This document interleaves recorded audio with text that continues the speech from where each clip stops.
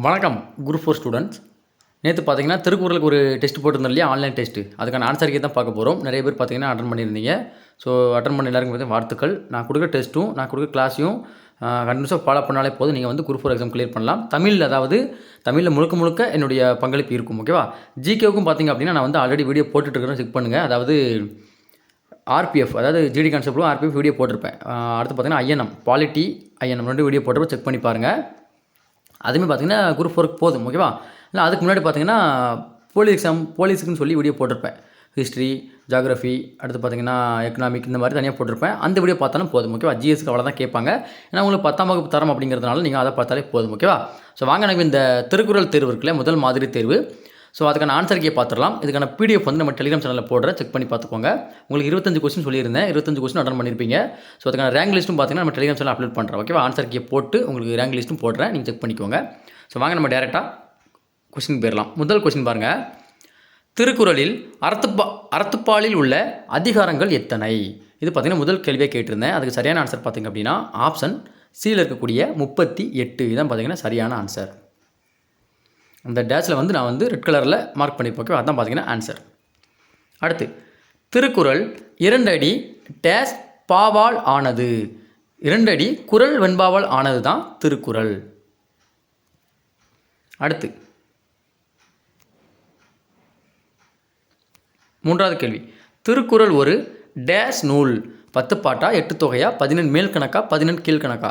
திருக்குறள் பார்த்திங்க அப்படின்னா அறநூல்கள் வகையை சார்ந்தது. அதனால் கண்டிப்பாக பார்த்தீங்கன்னா 14 கீழ்கணக்கு நூல்கள் தான் வரும். ஸோ ஆப்ஷன் டி 14 கீழ்கணக்கு. உங்களுக்கு மார்க் வந்து வராது. நான் ரேங்க் லிஸ்ட் போடும்போது உங்களுக்கு மார்க் தெரியும். ஓகேவா? நீங்கள் வந்து எக்ஸாம் எழுதியிருப்பீங்க நிறைய பேர், அவங்களுக்கு மார்க் தெரியாது. நான் ரேங்க் லிஸ்ட் போடும்போது உங்களுடைய மதிப்பெண்களை தெரிஞ்சுக்கோங்க, எத்தனை கொஸ்டின் கரெக்டாக பண்ணிங்க அப்படிங்க தெரிஞ்சுக்கோங்க. ஓகேவா? உங்களுடைய அந்த நீங்கள் ஆன்சர் பண்ண அந்த ஆன்சர் ஷீட் வந்து உங்கள் ஜிமெயிலுக்கு வந்திருக்கும், ஆல்ரெடி பார்த்துருப்பீங்கன்னு நினைக்கிறேன். ஸோ அந்த பேஸ் பண்ணி நீங்கள் வந்து எதில் தப்பு விட்றீங்க அப்படிங்கிறத செக் பண்ணிக்கோங்க. ஓகேவா? திருக்குறள் முதலில் பதிப்பிக்கப்பட்ட ஆண்டு. இது பார்த்தீங்கன்னா போன வருடம் எஸ்ஐ கொஸ்டின், போலீஸ் கொஸ்டின், அடுத்து பார்த்தீங்கன்னா குரூப் 4 கொஸ்டின், குரூப் 2 கொஸ்டின், 4 எக்ஸாம்லையும் கேட்ட கொஸ்டின் தான் அந்த கொஸ்டின். திருக்குறள் முதலில் பதிப்பிக்கப்பட்ட ஆண்டு பார்த்தீங்கன்னா 1812. மலையசத்துவன் மகன் தஞ்சை ஞானப்பிரகாசரை பதிப்பித்து வெளியிட்டிருப்பார் முதலாக. எப்போ? 1812. அடுத்து, திருக்குறளின் சிறப்பு பெயர்களில் பொருந்தாதது எது? ஸோ இது பார்த்தீங்கன்னா முப்பால் அப்படிங்கிறது பார்த்தீங்கன்னா திருக்குறளுடைய சிறப்பு பெயர் தான். தமிழ் மறை அப்படிங்கிறதும் பார்த்தீங்கன்னா சிறப்பு பெயர் தான். அடுத்து, உத்தரவேதம் அப்படிங்கிறது பார்த்தீங்கன்னா திருக்குறளினுடைய சிறப்பு பெயர் தான். இந்த தமிழ் வேதம் அப்படின்னு இருக்கு இல்லையா, இது பார்த்தீங்கன்னா தமிழ் வேதம்னு வராது, தமிழர்களின் வேதம் அப்படின்னு சொல்லி வரக்கூடியது. ஸோ இது மட்டும் பார்த்தீங்கன்னா இந்த இடத்துல தவறாக இருக்கும். ஸோ சரியான ஆன்சர் பார்த்தீங்க அப்படின்னா இந்த இடத்துல தமிழ் வேதம். பொருந்தாதான் கேட்டிருக்கிறேன். ஸோ தமிழ் வேதம் தான் வரணும். ஓகேவா? அடுத்து, 6வது கொஸ்டின். 2024 திருவள்ளுவ ஆண்டு என்ன? ஸோ அதாவது திருவள்ளுவர் ஆண்டுன்னு சொல்லி நம்ம கால்குலேட் பண்ணுவாங்க. எப்படின்னா இப்போதைய தற்போது ஆண்டு எவ்வளவு? 2024 அப்படி தானே?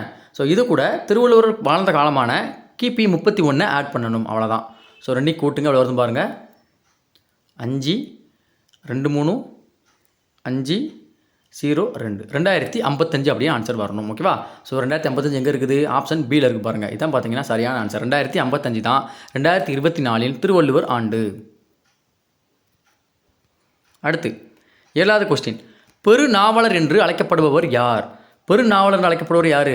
திருவள்ளுவர் தான் பார்த்தீங்கன்னா பெருநாவலர் என்று அழைக்கப்படுவார். பொய்யில் புலவர், பெருநாவலர், முதல் பாவலர் அப்படின்னு சொல்லிட்டு நிறைய பேர் பார்த்தீங்கன்னா திருவள்ளுவருக்கு உண்டு. அதில் ஒரு பேர் தான் பார்த்தீங்கன்னா பெருநாவலர்.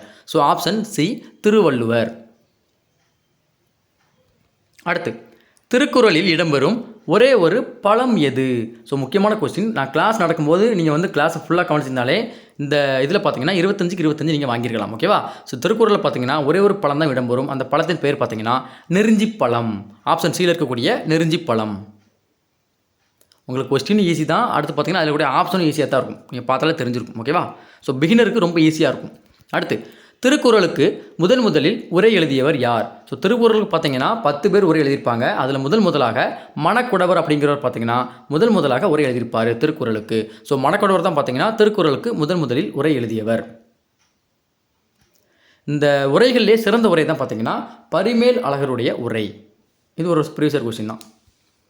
அடுத்து, திருக்குறள் நரிக்குறவர் பேசும் டேஸ் என்னும் மொழியிலும் மொழிபெயர்க்கப்பட்டுள்ளது. கிட்டத்தட்ட 108 மொழிகளுக்கு மேலே மொழிபெயர்க்கப்பட்டுள்ளது. அதில் ஒரு மொழி தான் பார்த்தீங்கன்னா நரிக்குறவர் பேசக்கூடிய பக்போலி அப்படிங்கிற மொழி. இந்த மொழியிலையும் பார்த்தீங்க அப்படின்னா திருக்குறளில் ஒரு ஆள் மொழிபெயர்த்திருப்பார். அவர் பேர் வந்து எனக்கு மறந்துருச்சு. நான் வீடியோ கிளாஸ் போடும்போது சொல்லியிருப்போம். ஓகேவா? பக்போலி தான் பார்த்தீங்க அப்படின்னா நரிக்குறவர்கள் பேசக்கூடிய மொழி. அந்த மொழியிலையும் திருக்குறளை மொழிபெயர்த்திருக்காங்க. ஸோ ஆப்ஷன் டி பக்போலி. அடுத்து இது பார்த்தீங்கன்னா ஒரு கூற்று கேள்வி. ஓகேவா? அறத்துப்பாலில் உள்ள இயல்களின் எண்ணிக்கை 4 சரியாக தான் இருக்கும். பொருட்பாலில் உள்ள இயல்களின் எண்ணிக்கை 3 சரியாக தான் இருக்கும். இன்பத்துப்பாலில் உள்ள இயல்களின் எண்ணிக்கை பார்த்தீங்கன்னா 2. 3மே பார்த்தீங்கன்னா சரியாக தான் இருக்கும். அதை பொறுத்த வரைக்கும் ஆப்ஷன் டி அனைத்தும் சரி என்பது சரியான ஆன்சர். அடுத்து படிறு என்பதன் பொருள் என்ன? இந்த மாதிரி கொஸ்டின் கேட்பாங்க. ஓகே, ஒரு குறளை கொடுத்துட்டு அதில் ஏதாவது ஒரு வேடை எடுத்து அதோடைய பொருள் கேட்பாங்க. அப்படி தான் வச்சுன்னா குறள் கொடுக்கல, ஆனால் டேரெக்டாக அந்த வார்த்தையை கொடுத்துணும். ஓகேவா? ஸோ படிறு என்பதன் பொருள் என்னென்னு பார்த்தீங்க அப்படின்னா வஞ்சம் அப்படிங்கிற பொருளில் வரக்கூடியது தான் படிறு. ஆப்ஷன் ஏ வஞ்சம். அடுத்து ஆர்வலர் என்பதன் பொருள் என்ன? ஆர்வலர் என்பதன் பொருள் என்ன? ஆர்வலர் அப்படின்னா திருவள்ளுவர் அன்புடையர் என்ற பொருளில் ஒரு குறளில் பயன்படுத்தியிருப்பார். அன்புடையவர் தான் பார்த்தீங்கன்னா ஆர்வலர் என்று அழைக்கப்படுகிறார். ஆப்ஷன் பி அன்புடையவர். அடுத்து புரை என்பதன் பொருள் என்ன? புரைதப குற்றமின்றி என்று பொருள். ஸோ அப்போ புரை அப்படின்னா குற்றம் என்று பொருள். ஆப்ஷன் சியில் இருக்கக்கூடிய குற்றம் தான் சரியான ஆன்சர். அடுத்து திருக்குறளில் பாயிரம் என்னும் இயலில் எத்தனை அதிகாரங்கள் உள்ளன? ஓகேவா? திருக்குறளில் பாயிரம் என்னும் இயலில் எத்தனை அதிகாரங்கள் இருக்குன்னு பார்த்தீங்கன்னா 4 அதிகாரங்கள் உள்ளது. ஆப்ஷன் ஏழு இருக்கக்கூடிய 4 அதிகாரங்கள். அடுத்த கொஸ்டின் 16வது கொஸ்டின். திருக்குறளை ஏரியல் என்பவர் எந்த ஆண்டு பிரெஞ்சு மொழியில் மொழிபெயர்த்தார்? அதாவது பிரெஞ்சு மொழியில் திருக்குறளை மொழிபெயர்த்தவர் கேட்டால் ஏரியல். ஓகே, அவர் பேர் வந்து ஏரியல். அது எந்த ஆண்டு மொழிபெயர்த்து வெளியிட்டிருப்பார்னா 1848 தான் வெளியிட்டிருப்பார். So option C 1848. திருவள்ளுவ மாலையில் எத்தனை பாடல்கள் உள்ளன? திருவள்ளுவ மாலைங்கிறது பார்த்தீங்கன்னா திருக்குறளினுடைய பெருமை பற்றி பாடக்கூடிய ஒரு நூல் தான் பார்த்தீங்கன்னா திருவள்ளுவ மாலை.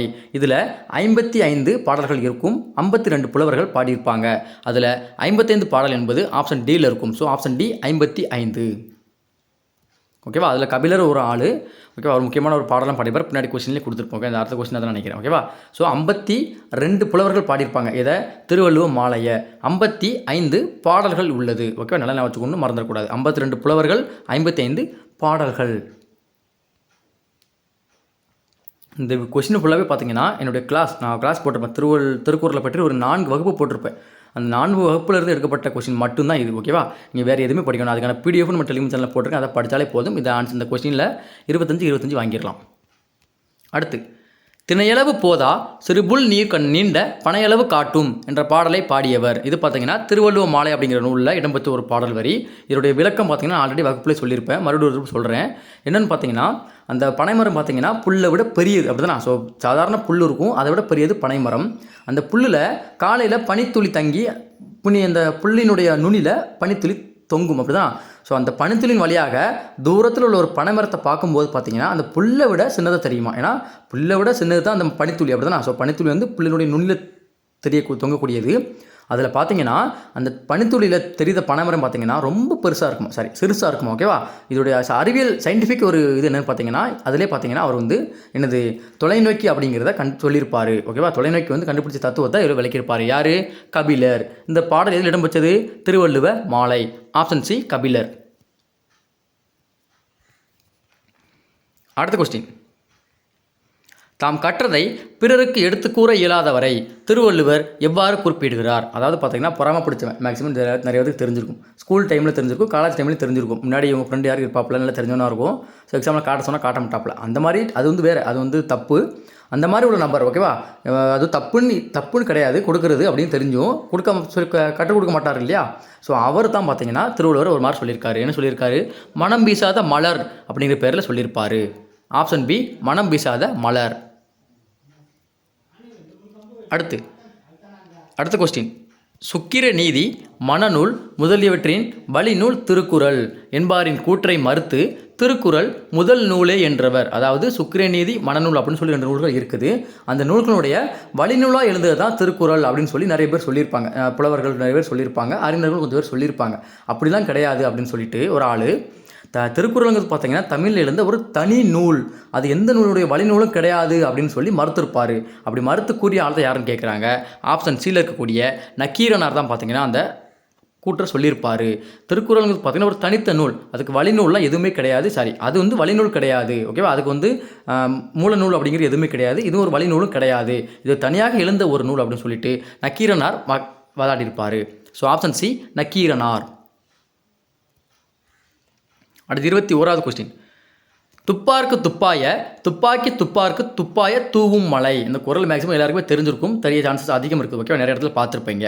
ஸோ அந்த குறளில் வரக்கூடிய ஒரு வார்த்தையான துப்பாக்கி அப்படிங்கிற வார்த்தைக்கு என்ன பொருள் அப்படிங்கிறது கேட்டிருக்காங்க. ஸோ என்ன பொருள்னு பார்த்தீங்கன்னா ஆப்ஷன் சியில் இருக்கக்கூடிய உண்டாக்குதல். உண்டாக்குதல் பொருள் வரக்கூடியது அந்த துப்பாக்கி. ஆப்ஷன் சி உண்டாக்குதல். அடுத்து அறத்துப்பாலில் 38 அதிகாரங்கள், பொருட்பாலில் 70 அதிகாரங்கள், இன்பத்துப்பாலில் 25 அதிகாரங்கள். இங்கே அதிகாரங்கள் அப்படின்னு டைப் பண்ணல, கொஞ்சம் மன்னிச்சிருங்க, ஓகேவா. இப்படி இருக்குது, இது கரெக்டாக கேட்குறாங்க. 3மே பார்த்தீங்கன்னா சரியாக தான் இருக்கும். ஸோ ஆப்ஷன் ஏ அனைத்தும் சரி. அடுத்து 4ம் 2ம் சொல்லுக்குருதி என்பதில் 4 என்பது எதை குறிக்கிறது? இதை பார்த்தீங்கன்னா நேற்று முந்தானத்தை போட்ட நாலடியார் வகுப்பு அதுலேயும் சொல்லியிருப்பேன், அதுக்கு முன்னாடி போட்ட திருக்குறள் கிளாஸ்னு சொல்லியிருப்பேன். இந்த பழமொழி அப்படிங்கிறது ரொம்ப ரொம்ப முக்கியமான பழமொழி. ஆளும் வேலும் பல்லுக்குருதி, 4ம் 2ம் சொல்லுக்குருதி. அதில் 4ங்கிறது பார்த்தீங்கன்னா நாலடியாரையும், 2 எங்கிறது பார்த்தீங்கன்னா திருக்குறளையும் குறிக்கக்கூடியன்னு ஆல்ரெடி சொல்லியிருப்பேன். அதனால் இந்த இடத்துல 4ம் அப்படிங்கிறது என்னது, நாலடியார் அப்படிங்கிறத குறிக்கிறது. ஸோ நாலடியாரை பற்றிய ஃபுல் டீட்டெயில் வீடியோ உங்களுக்கு சேனலில் போட்டுருக்கேன், செக் பண்ணி பாருங்கள். அடுத்த டெஸ்ட்டு நாலடியார் தான். அந்த வீடியோ பாருங்கள், டெஸ்ட்டில் 25 எடுக்க பாருங்கள், ஓகேவா. ஸோ கொஸ்டின் மாறலாம், 20 கொஸ்டின் இருக்கலாம், 30 கொஸ்டின் போகலாம், ஓகேவா. நான் கொடுக்குற டாபிக் கண்டென்ட்டை பொறுத்தது, ஓகேவா. ஏன்னா நாலடியாருக்கு பார்த்து கொஞ்சம் பெரிய டாபிக், அதில் கொஸ்டின் கூடவும் செய்யலாம், குறையவும் செய்யலாம், ஓகேவா. நீங்கள் எத்தனை கொஸ்டின் கொடுத்தாலும் ஃபுல் மார்க் எடுக்க ட்ரை பண்ணுங்கள், ஓகேவா. ரேங்க் லிஸ்ட்டில் எப்போவுமே ஃபஸ்ட்டாக இருக்க ட்ரை பண்ணுங்கள், ஓகேவா. நான் உங்களுக்கு டெலிகிராம் சேனலில் ரேங்க் லிஸ்ட் போடுவேன், பாருங்கள். பார்த்துட்டு ரேங்க் லிஸ்ட்டில் எப்போவுமே ஃபஸ்ட்டாக இருக்க பாருங்கள். 10 பேர் இருந்தாலும் ஓகே, 10,000 பேர் இருந்தாலும் ஓகே, ஓகேவா. எல்லாத்தையும் ரேங்க் லிஸ்ட்டில் ஃபஸ்ட்டாக இருக்க பாருங்கள். அப்போ தான் குரூப் 4 எக்ஸாமில் உங்களுடைய திறமை அப்படிங்கிறது வெளிப்படும், ஓகேவா. ஸோ இதை வந்து பார்த்தீங்கன்னா ஆன்சர் ஆப்ஷன் பி நாலடியார். அடுத்த கொஸ்டின். மாதானு பங்கி என்று அழைக்கப்படுபவர் யார்? இதுவுமே பார்த்தீங்கன்னா திருவள்ளுவருடைய இன்னொரு சிறப்பு பேர் தான் மாதானு பங்கி. So option B Thiruvalluvar. திருவள்ளுவருக்கு எக்கச்சக்க பேர் இருக்குப்பா, நான் கிளாஸில் ஆல்ரெடி கொடுத்துருப்பேன், செக் பண்ணி பாருங்கள். அடுத்து லாஸ்ட் கொஸ்டின்.